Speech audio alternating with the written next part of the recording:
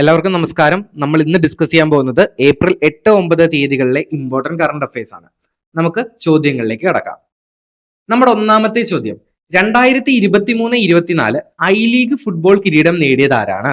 2023-24 സീസണിലെ I league football കിരീടം നേടിയത് മുഹമ്മദൻ സ്പോർട്ടിംഗ് ക്ലബ് ആണ്. ഏതാണ്? Mohammedan sporting club. ഓർത്തിരിക്കുക.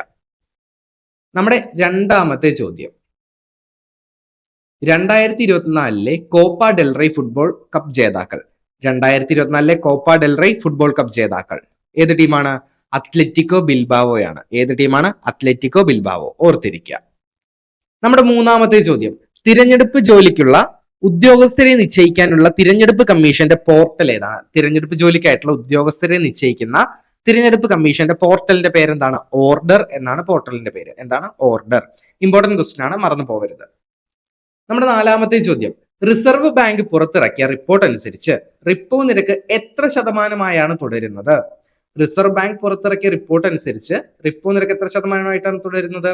6.5% തന്നെയാണ് തുടരുന്നത്. ഓർത്തിരിക്കാം.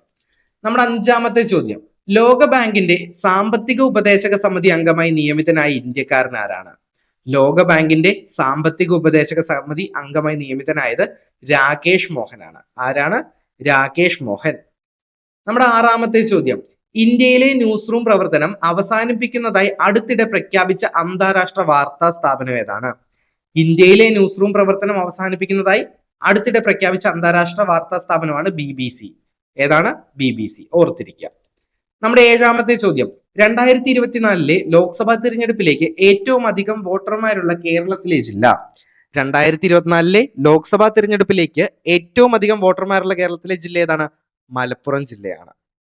നമ്മുടെ എട്ടാമത്തെ ചോദ്യം, പോലീസുകാരുടെ മാനസിക പിരിമുറുക്കത്തിന് പരിഹാരം കാണുവാനും കൗൺസിലിംഗ് നൽകാനുമുള്ള പദ്ധതിയുടെ പേരെന്താണ്? പോലീസുകാരുടെ മാനസിക പിരിമുറുക്കത്തിന് പരിഹാരം കാണാനും കൗൺസിലിംഗ് നൽകാനുള്ള പദ്ധതിയാണ് ഹാറ്റ്സ്. ഇതൊരു ഇമ്പോർട്ടന്റ് ക്വസ്റ്റ്യൻ ആണ്, ഇത് മറന്നു പോകരുത്. എന്താണ് ക്വസ്റ്റ്യൻ? പോലീസുകാരുടെ മാനസിക പിരിമുറുക്കത്തിന് പരിഹാരം കാണാനും കൗൺസിലിംഗ് നൽകാനുമുള്ള പദ്ധതി ഏതാണ്? ഹാറ്റ്സ് ആണ് പദ്ധതിയുടെ പേര്. അപ്പൊ നമ്മുടെ ഈ വീഡിയോയുടെ അവസാനിക്കുകയാണ്. ഈ വീഡിയോയുടെ നോട്ട്സ് വേണ്ടവർ റൂട്ടഡ് ആപ്പ് ഡൗൺലോഡ് ചെയ്യുക. ആപ്ലിക്കേഷനിൽ നോട്ട്സ് അവൈലബിൾ ആയിരിക്കും. അതുപോലെ തന്നെ നമ്മുടെ ഈ യൂട്യൂബ് ചാനൽ സബ്സ്ക്രൈബ് ചെയ്തേക്കുക കൂടുതൽ ഇൻഫോർമേറ്റീവ് വീഡിയോസിന് വേണ്ടിയിട്ട്. ഓക്കെ.